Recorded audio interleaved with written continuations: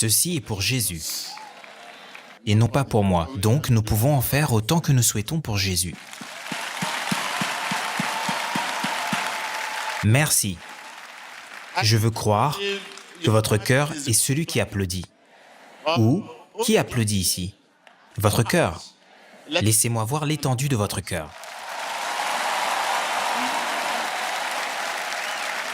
Alléluia. Merci. Oui, l'Esprit de Dieu m'a donné une parole pour vous. Et ceci nous conduira au titre du message, l'interprétation erronée des talents naturels en tant que don spirituel. Je suis ici maintenant et vous ne savez pas qui est ici. Vous ne savez pas si c'est Tibi Joshua qui est ici aujourd'hui ou le Saint-Esprit ou notre Seigneur Jésus. Vous ne savez pas. Vous voulez juste entendre les mots « Jésus est Seigneur ». Jésus est le Sauveur. Il est le Rédempteur. Une fois que vous entendez ceci, vous acceptez que je suis un homme de Dieu. Vous ne pouvez pas voir par-delà cela. Donc, nous sommes dans des temps périlleux, des temps si difficiles et dangereux. Vous ne savez pas. Ce que vous connaissez l'être humain. Je suis ici maintenant, et tout ce que vous savez, c'est un homme Tibi Joshua. Mais par-delà moi, vous ne pouvez pas voir. Vous ne savez pas qui vous parle maintenant. Et c'est le danger. Et je ne suis pas supposé être Tibi Joshua, mais le Saint-Esprit. Mais c'est le problème que nous avons maintenant. Nous voulons juste entendre « Jésus est Seigneur ». Amen. Dans le nom de Jésus. Une fois que vous entendez cela, cette Église est une Église vivante. Cet homme est un homme de Dieu. Et une fois qu'il vous donne un merveilleux message, un très très beau message et un message inspirant pour votre cœur, selon vous, vous êtes d'accord que c'est un homme de Dieu. Et il cite la Bible de la Genèse à l'Apocalypse. Ah, celui-ci dîne avec Jésus. Il dit « Jésus est Seigneur ». Amen. C'est un homme de Dieu. Oui. Je vous dis, Jésus est Seigneur. Amen. Amen, amen. Je suis un homme de Dieu. Donc, il y a de la confusion partout. Il y a tant de confusion. Donc, nous prenons notre lecture au livre de 2 Chroniques, chapitre 2, et vous pouvez le prendre à partir du verset 1 jusqu'à la fin. Mais le texte de référence, vous le retrouverez du verset 13 à 14. D'accord? Êtes-vous prêts? Et lorsque nous aurons terminé, nous irons maintenant de l'autre côté de la Bible, à 1 Pierre, chapitre 4, versets 10 à 11. Ceci vous aidera vraiment. Nous allons lire ces livres. Et pour finir, 1 Corinthiens, chapitre 12. Et vous commencerez votre lecture au verset 1 jusqu'à la fin, mais ce verset 7 à 11, ceci répondra à notre question. Alléluia. Donc, au livre de 2 Chroniques, chapitre 2, du verset 13 à 14. Regardons premièrement les talents naturels. Les talents naturels. Ce qu'il nous faut savoir, c'est que chaque être humain fait à l'image de Dieu est doté de certains talents. Dans ce passage des Chroniques, chaque être humain fait à l'image de Dieu est doté de certains talents naturels. Donc, quel est votre talent? Que vous soyez croyant ou non-croyant, que vous soyez athée ou, quel que soit le nom que vous vous donnez, vous êtes doté de certains talents naturels. Le talent est l'une des caractéristiques qui rendent chaque être humain particulier, unique, différent. Le talent est l'une des caractéristiques qui rendent chaque être humain unique. C'est pour cela que nous disons souvent que cette personne danse bien, l'autre est meilleur. Cette personne a des talents footballistiques. Elle peut jouer au football.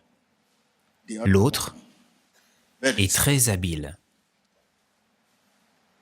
Avoir du talent n'a rien à voir avec le fait d'être chrétien. Avoir du talent n'a rien à voir avec le fait d'être quoi? D'être chrétien, d'être croyant, d'être ceci, d'être cela, d'être athée, ça n'a rien à voir. Une fois que vous êtes un être humain, fait à l'image de Dieu, vous êtes doté de certains talents.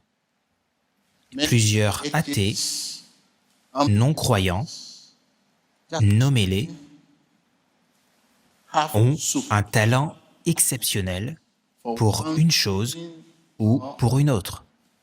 Ils ont des talents naturels, mais ils n'ont pas de dons spirituels. Oui, les chrétiens, comme n'importe quelle personne, ont des talents naturels. Mais le talent naturel ne devrait pas être interprété à tort comme des dons spirituels. On ne devrait pas les confondre. C'est une chose complètement différente. Les talents naturels ne devraient pas être quoi? Interprétés à tort comme des dons spirituels. C'est une chose complètement différente. C'est bibliquement incorrect pour un chrétien de dire que son don est de réparer des automobiles. C'est bibliquement incorrect que mon don est de réparer des automobiles, de jouer au football, de construire des maisons. C'est incorrect. Ce sont tous des talents naturels. Vous savez, quand je suis venu ici, je vous disais que lorsque les personnes viennent dire « Jésus est Seigneur, Amen, Amen », vous devez demander à Dieu qui parle. Cela ne fait pas de cette personne un enfant de Dieu, un pasteur ou quel que soit le nom que vous lui donnez. L'homme a la capacité d'enseigner. L'homme a la capacité de prêcher. L'homme a la capacité de témoigner. L'homme a la capacité d'annoncer l'évangile. L'homme a la capacité de décider. D'accord? Je rentre à la maison. Jésus ne dira pas « Non, non, tu n'iras pas à la maison. » Vous avez la capacité. Il y a ce qu'on appelle la discrétion. Une personne a le pouvoir de décider ou d'exercer la volonté à travers la pensée. Mais le Saint-Esprit a le pouvoir du choix. Le Saint-Esprit a le pouvoir de quoi? Le Saint-Esprit a le pouvoir du choix. Je veux dire, Dieu a le pouvoir du choix. Vous pouvez dire, je veux prendre cette voie. Mais il choisit comme il veut. Mais une chose que je voudrais que vous sachiez, c'est que avoir du talent naturel n'a rien à voir avec le fait d'être chrétien. Ces deux choses sont interprétées à tort dans la société dans laquelle nous sommes aujourd'hui. Le talent naturel et les dons spirituels sont interprétés à tort dans cette société, dans le monde dans lequel nous sommes aujourd'hui. Dans ce livre de 1 Corinthiens, chapitre 12, versets 7 à 11, les dons surnaturels sont donnés aux croyants pour édifier les uns et les autres. Les dons surnaturels sont donnés aux croyants pour édifier les uns et les autres. Cela signifie que vous ne pouvez pas parler pour Dieu sans l'Esprit de Dieu. Vous ne pouvez pas courir pour Dieu sans l'Esprit de Dieu. Vous ne pouvez pas prêcher sans l'Esprit de Dieu. Vous ne pouvez pas dire « Amen » sans l'Esprit de Dieu, parce que Dieu est Esprit et ses adorateurs doivent l'adorer en esprit et en quoi? En vérité. Les dons surnaturels sont donnés aux croyants pour édifier les uns et les autres. Vous ne pouvez pas édifier les uns et les autres avec la parole seule. Dites à votre voisin, vous ne pouvez pas édifier les uns et les autres avec quoi? Avec la parole seule. Qu'est-ce que cela signifie? Cela signifie que la parole n'est pas complète sans l'esprit et que l'esprit n'est pas complet sans la parole. C'est comme la moitié de votre corps. La moitié de votre corps. La moitié de votre corps, en partant de la moitié de votre tête, si un corps est coupé en deux, cela signifie qu'il y a la moitié d'un côté et la moitié de l'autre. Cela signifie que vous avez cessé d'être. Donc vous ne pouvez pas avoir la moitié de votre corps et avoir votre cœur d'un côté, et toute la partie de votre corps est ici. Si un corps est coupé en deux, une partie est l'esprit, et l'autre, c'est la parole. La parole n'est pas complète sans l'esprit, et l'esprit n'est pas complet sans la parole. Et donc, la question est, quel est le rôle de l'esprit de Dieu? Est-ce que quelqu'un peut répondre à cette question? Quel est le rôle de l'esprit de Dieu? Si la parole n'est pas complète sans l'esprit de Dieu, et l'esprit n'est pas complet sans la parole de Dieu. Quel est le rôle de l'esprit? Est-ce qu'une personne peut répondre? La hace viva la palabra, le da vida. Elle donne vie à la parole. Elle donne vie à la parole. D'accord, laissez-moi écouter mon frère. Vous êtes sur le bon chemin, oui? L'esprit donne vie à la parole et elle devient parole vivante. D'accord. Pourquoi donc nous mettons-nous à adorer Dieu sans l'esprit? Si nous savons ceci, car c'est ce que nous faisons dans le monde entier. Dans le monde entier, les dons spirituels et les talents naturels. Ces deux choses sont interprétées à tort dans la société dans laquelle nous sommes aujourd'hui. Nous utilisons les talents naturels pour servir Dieu, au lieu des dons spirituels. Nous servons Dieu, mais avec des talents naturels. Maintenant, le rôle de l'Esprit de Dieu est d'activer la parole.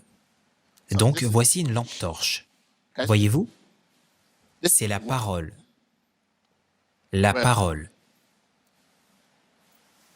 Mais elle n'est pas complète. Elle est inactive pour l'instant, sans la lumière. Maintenant, l'Esprit de Dieu est destiné à activer la parole. L'Esprit de Dieu est destiné à quoi? Mais voici la parole. Maintenant, elle est inactive, sans être. Elle est maintenant sans être. Elle est pour l'instant sans vie.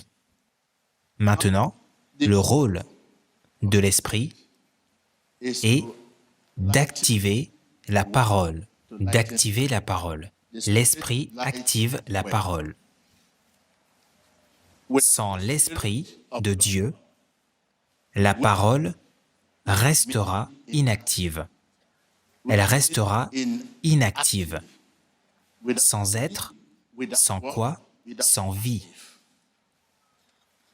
La parole restera en veille. La parole restera dénuée de sens et souvent destructrice, très dangereuse. Quand vous dites au nom de Jésus, au nom de Jésus, quand Satan entend le nom de Jésus, il est toujours effrayé. Là où Satan, ou les démons, ou les sorciers, ou l'un d'entre eux, dans votre propriété, dans votre maison, là où vous vivez, peut-être votre voisin est un sorcier, il est ceci, il est cela, et lorsqu'ils entendent le nom Jésus, Jésus, ils sont toujours effrayés. Qui appelle ce nom Jésus? Ils veulent voir. Ils veulent voir qui c'est, qui c'est, qui c'est, qui c'est, qui c'est, qui c'est. Et ils verront. Alors que la manière dont vous l'appelez est inactive. Elle est sans être. Elle est sans vie, inopérante, dénuée de sens. Quand ils réalisent alors maintenant que vous appelez ce nom sans l'esprit, ils sauteront sur vous, ils vous affligeront, ils vous donneront des coups de pied. Ils vous affligeront de pauvreté, ils vous affligeront de maladies, de pathologies et de toutes ces choses.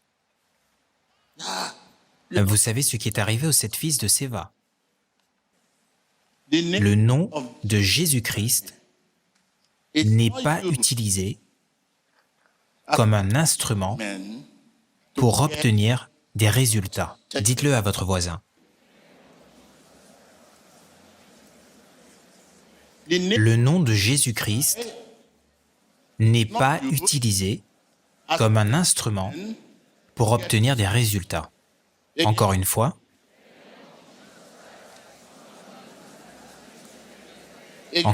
je ne vous entends pas. Mais pour obtenir l'autorité de Jésus-Christ. Le nom de Jésus-Christ n'est pas utilisé comme un instrument pour obtenir des résultats, mais pour obtenir l'autorité de Jésus-Christ. Donc, les 7 fils de Séva, c'est ce qu'ils faisaient et c'est ce que nous faisons aujourd'hui. Donc, cela signifie que la génération des 7 fils de Séva, elle est dans le monde aujourd'hui. Et je suis très certain que 99% ou 90% des gens dans le monde aujourd'hui qui prétendent être chrétiens sont une génération des 7 fils de Séva. Le nom de Jésus-Christ n'est pas utilisé comme un instrument pour obtenir des résultats, mais pour obtenir l'autorité de Jésus-Christ. Le rôle de l'Esprit est d'activer la parole. D'activer la parole.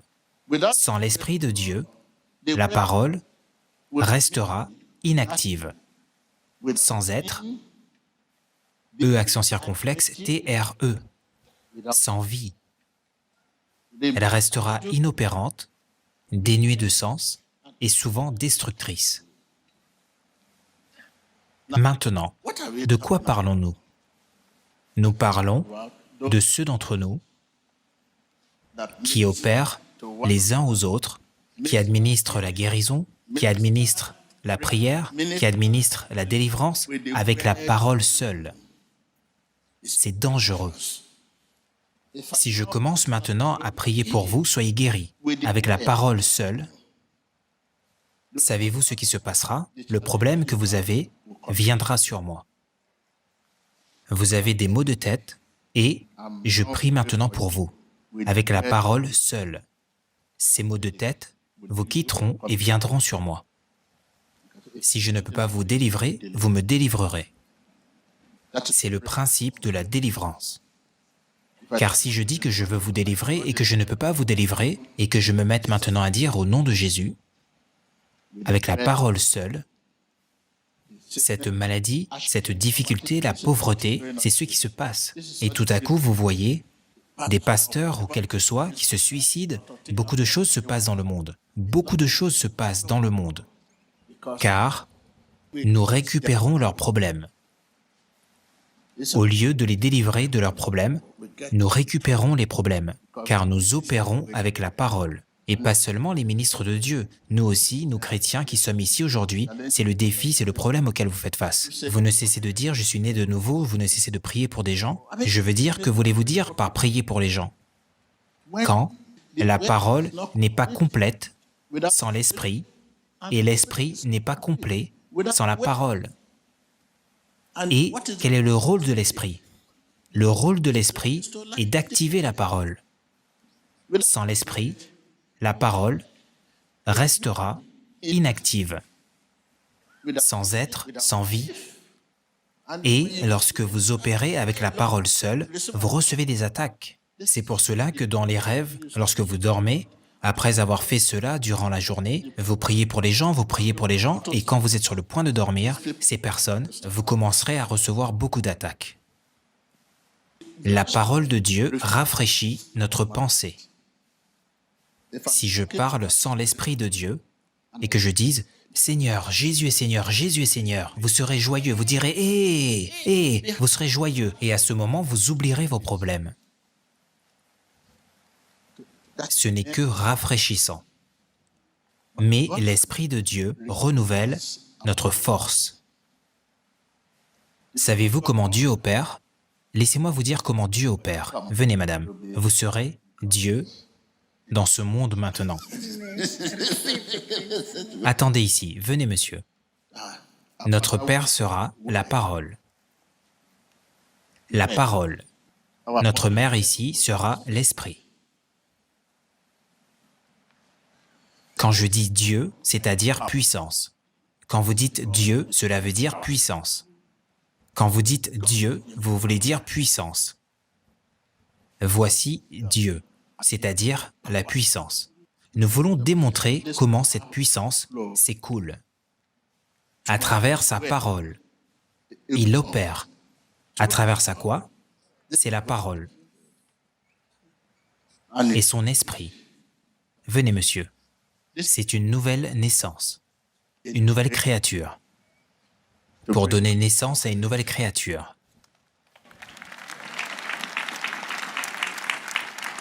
Donc, si un de ceux-ci est manquant, disons que l'esprit est manquant ici. Écartez-vous, maintenant, puisqu'il opère à travers sa parole. Et où est l'esprit? Il ne peut pas donner quoi? Venez, c'est la vie que nous menons aujourd'hui dans le monde entier. Et nous nous lamentons, disons que je prie, je paie mes dîmes, je suis membre, je suis ceci, Emmanuel. Maintenant, puisque l'esprit n'est pas là, la parole est ici, elle ne peut pas donner une nouvelle naissance. Une nouvelle naissance signifie le salut, la délivrance, la guérison, la bénédiction, la percée, quel que soit le miracle, c'est la nouvelle naissance dont nous parlons. Vous dites, je suis né de nouveau, le voilà.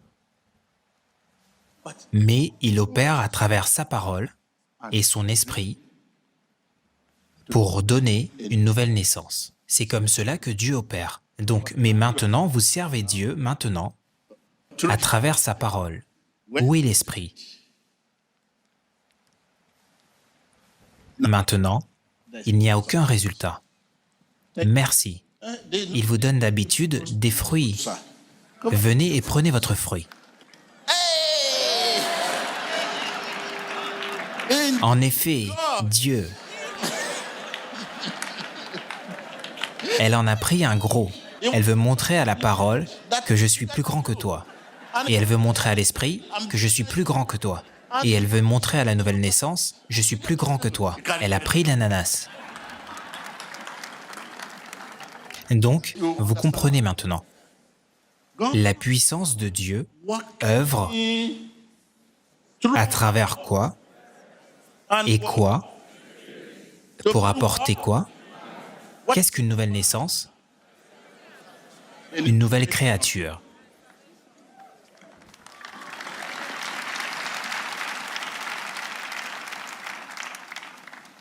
Alléluia. Nous avons parlé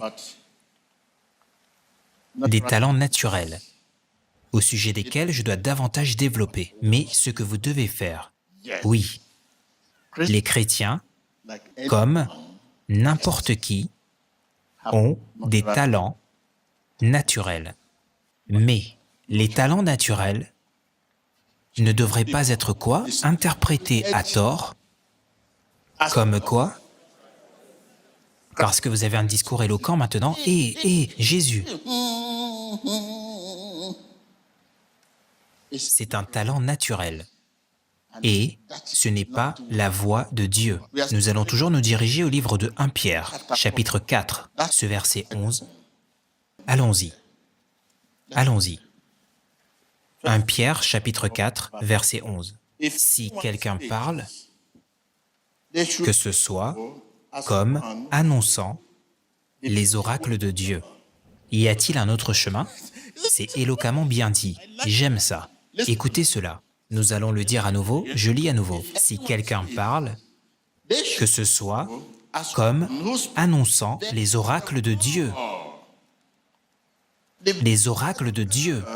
Cela veut dire qu'il y a une façon et il y a la façon. Comment pouvons-nous parler de façon à communiquer les paroles de Dieu? Nous énonçons les paroles de Dieu à travers sa parole et son esprit, car la parole n'est pas complète sans l'esprit et l'esprit n'est pas complet sans la parole. Si vous voulez prêcher, vous devez savoir que l'homme a la capacité de prêcher, mais le Saint-Esprit prêche comme il veut. Si vous voulez enseigner la parole de Dieu, n'oubliez pas, l'homme a la capacité d'enseigner, mais le Saint-Esprit enseigne comme quoi? Si vous voulez prier, rappelez-vous que nous n'avons aucune puissance, mais l'Esprit nous aide à prier. L'homme a la capacité de prier, mais le Saint-Esprit, quoi? Prie comme il... Mais lorsque vous voulez prier aujourd'hui, vous sortez vos livres. Vous avez des livres de prière. Vous comptez le nombre de la grand-mère que vous voulez refouler. Votre patron, dans votre lieu de travail, vous voulez le lier aujourd'hui. Le cauchemar que vous avez d'habitude, vous allez maintenant commencer à compter et à noter le numéro de la prière. Saint-Esprit, Saint-Esprit, Saint-Esprit, Saint-Esprit. Au nom de Jésus, Amen, Amen, Amen, Amen. Voyez-vous ce que la Bible dit? Lisons. Si quelqu'un remplit un ministère, vous voulez servir, vous voulez adorer Dieu, vous voulez être pasteur, vous voulez être évêque, qu'il le remplisse selon la force que Dieu communique. La force que je donne n'est pas comme celle que le monde donne. La salutation, bonjour, que je donne n'est pas comme celle que le monde leur donne. Il est dit, si vous voulez servir, vous devez le faire dans la force de Dieu. Je pense que nous avons besoin de ce moment. Ce moment où vous réalisez que non, vous vous fourvoyez. Dites à votre voisin, j'ai besoin de ce moment. Ce moment où je réalise que je me fourvoie. Je suis né de nouveau. Je suis un homme de Dieu, je suis ceci. Vous devez connaître ce moment. Humiliez-vous. Humiliez-vous. Avant, quand vous rentriez à la maison, vous vous mettiez à faire du bruit. Amen, amen, amen. Toutes ces choses. Et vous ne servez pas ce Dieu, ce réel Dieu dont nous parlons. Vous ne le servez pas à travers la vraie force. Regardez la démonstration que nous venons de donner. Dieu œuvre à travers sa parole et son esprit pour vous répondre. Dites-le à votre voisin. Que fait Dieu? Pour que Dieu dise oui, Tibi Joshua, je t'entends. Que veux-tu? Cela signifie que j'ai dû œuvrer ou prier à travers sa parole et son esprit. Avant qu'il ne puisse dire, Tibi Joshua, je peux entendre ce que tu dis. D'accord, d'accord, d'accord, ne t'inquiète pas, je te le donnerai. Cela veut dire que je suis allé à travers sa parole et son esprit. C'est le seul chemin. Sinon, vous vous entendrez quand vous prierez. Et vous priez, vous vous entendez. Quand vous êtes fatigué, vous dites maintenant, c'est bon. Amen, dans le nom de Jésus. Alors que vous êtes fatigué, non pas que Dieu ait dit, fermez le chapitre. Maintenant, ouvrez le livre de Jean, chapitre 6, verset 63. Maintenant, je commence au verset 63. C'est l'esprit qui quoi? Qui vivifie. La chair ne sert de rien. Les paroles que je vous ai dites sont quoi? Sont esprit. Jésus est en train de dire ici, dans ce passage de Jean 6, 63, il est en train de nous dire que les paroles que je vous ai dites sont esprit et quoi? Vie. Cela montre que la puissance de Dieu œuvre à travers sa parole et son esprit pour vous répondre. Ceci signifie que la puissance de Dieu œuvre à travers sa parole et son esprit pour vous bénir. Ceci signifie que la puissance de Dieu œuvre à travers sa parole et son esprit pour vous sauver. Jésus a dit dans Jean 6, 63, « Les paroles que j'ai quoi? Que je vous ai dites sont quoi? Et quoi? » Cela signifie que Jésus œuvre à travers sa parole et son esprit pour vous entendre, pour vous guérir, pour vous bénir, pour vous sauver, pour s'occuper de vous. Cela signifie que la parole est Dieu qui vous parle. La parole est Dieu qui vous parle. Dites à votre voisin, la parole est Dieu qui vous parle. Donc, cela signifie qu'il y a une parole et il y a la parole. La parole est Dieu qui vous parle. Une parole est la parole que vous parlez. Que vous parlez. Le langage d'aujourd'hui. Une parole est le langage d'aujourd'hui. La parole est le langage de la Bible, qui guérit, qui bénit, qui sauve, qui délivre. Car pourquoi la parole est-elle différente d'une parole? La parole est différente d'une parole, car à travers sa parole et son esprit, il délivre. Si la parole n'est pas activée par l'esprit, elle ne peut pas être pure. Si la parole n'est pas pure, assurément, elle n'est pas sûre. Et si la parole n'est pas pure, elle ne peut pas attirer l'Esprit de Dieu. Qu'est-ce que je veux dire par le mot « pur » ? Vous savez, si Dieu ne met pas sa parole dans votre bouche, elle ne peut pas être pure. La parole guérit, bénit, sauve, quand elle est pure.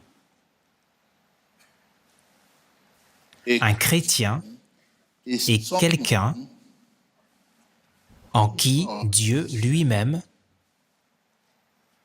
a mis sa parole dans sa bouche. Dites à votre voisin encore une fois, un chrétien, un ministre de la parole, un pasteur, un évêque, un prophète, nommez-les, nommez tous vos titres.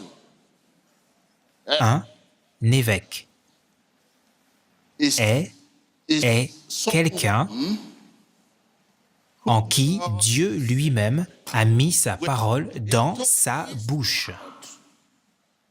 Dites-le à nouveau, un pasteur, un chrétien, un prophète est quelqu'un en qui Dieu lui-même a placé sa parole dans sa bouche.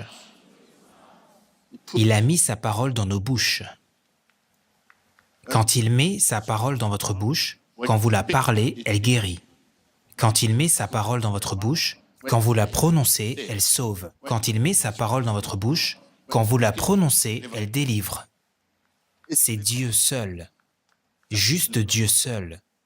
Vous savez, je vous ai dit au début que le nom de Jésus n'est pas utilisé comme un instrument pour obtenir des résultats, mais pour obtenir quoi? L'autorité du nom Jésus-Christ. Dites à votre voisin, êtes-vous joyeux? Si vous n'êtes pas joyeux, je suis prêt à m'agenouiller. S'il vous plaît, soyez joyeux. à moins que vous ne promettiez que vous allez obéir à la parole. Je ne me relèverai pas, je ne me relèverai pas.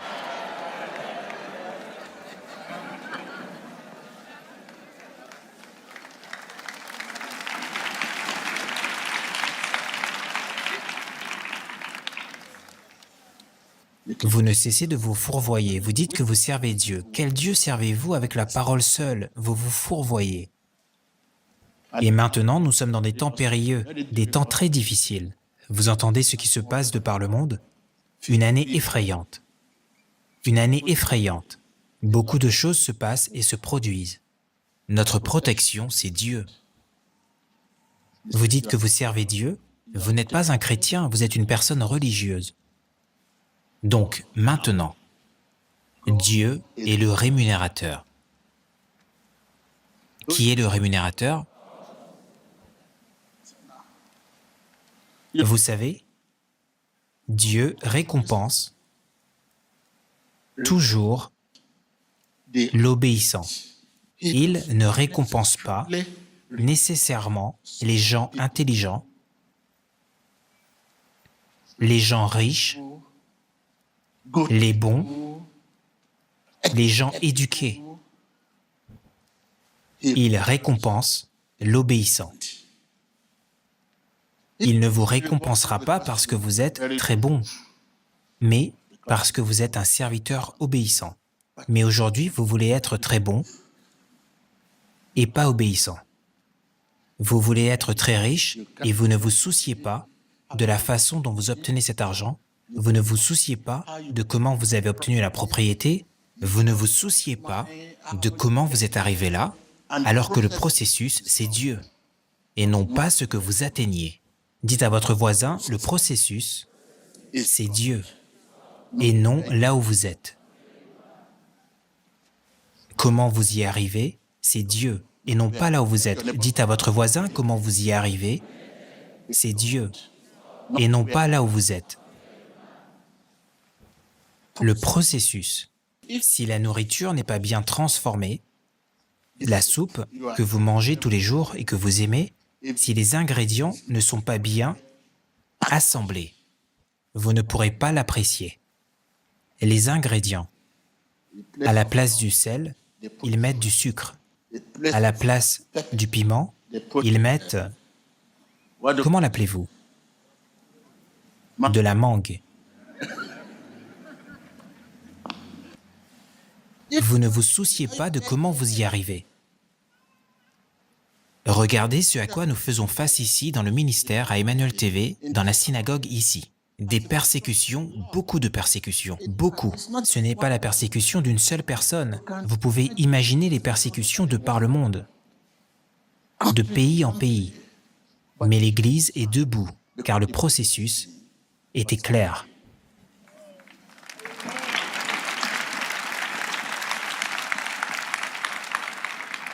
Comment nous sommes arrivés là est clair. C'est pour cela que nous montrons nos documentaires. Vous voyez, quand l'Église était petite, vous avez vu la première, puis la deuxième, les fondations, vous êtes en mesure de tout voir. C'est un travail visionnaire. Comment vous y arrivez? Non pas là où vous êtes, mais comment vous y êtes arrivé. C'est Dieu, le processus. Le processus de beaucoup d'entre nous est très mauvais. Et ce que Dieu ne forme pas, il ne maintient pas. Si cette Église n'était pas la fondation de Dieu, la fondation du Saint-Esprit, ce que vous voyez maintenant aurait été de l'histoire. Mais parce que la fondation est Dieu, ce que vous dites de TB Joshua n'a pas d'importance si TB Joshua est de Dieu. Ce que vous dites de lui n'a pas d'importance si cet homme est de Dieu. Ce que les gens disent de vous n'a pas d'importance si vous êtes de Dieu. Ce qu'ils disent de vous est une publicité.